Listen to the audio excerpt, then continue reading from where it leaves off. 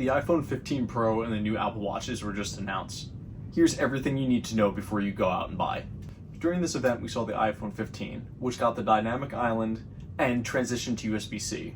And we also saw some pretty groundbreaking changes on the Pro lineup, which historically have been much more minor. We also saw some new Apple Watches, which have a really cool new feature, which I'm going to talk about later, and are the first device that is 100% carbon neutral, which is so crazy given the scale that they sell these on.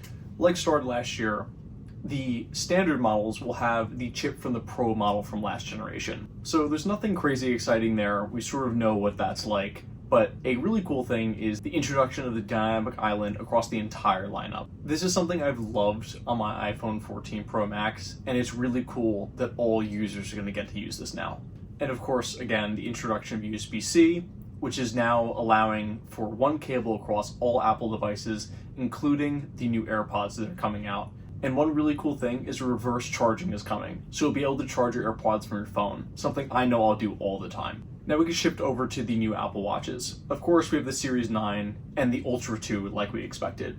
One really cool addition though is the new tap feature to interact with your watch. This is much like what we saw on the Vision Pro a few months back. I know I've always wanted to be able to interact with my watch with the hand that wears it, and this is going to be really cool and allow for an even more hands-free like experience. Lastly, we have the Pro lineup, which has the new A17 chip, which is a 3nm process. If you don't know what this means, it's absolutely crazy, and a dedicated graphics engine, which we've never seen on these chips in the past.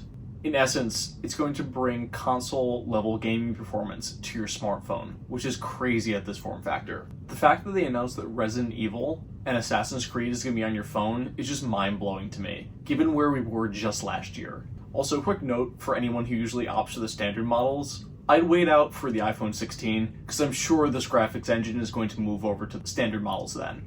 The cameras, of course, like always, have seen some really sizable upgrades this time around, but the notable thing is that the biggest upgrade is only coming to the Max model and not the standard Pro model. This is something we've never seen before, and I'm really curious to see how that impacts sales between the two models.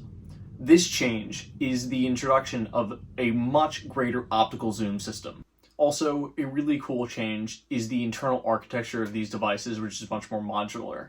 If you now break your back glass, it is far easier to replace it, and it'll cost much less, which is a huge win for the consumer. The last item that's changing that I'm really excited for is the introduction of the action button on the side, which can be rebound to any function you like. I don't know about you, I never really use my mute rocker switch. Am I the only one that does that? I'm really excited to see how different apps integrate this and how it gets used in the long run. Anyway, I'd like to know what all of you are most excited for. Are you going for the new watch or the new phone? Let's talk about it in the comments. This has been a super impressive event, and I'm really excited for all these devices to hit the market.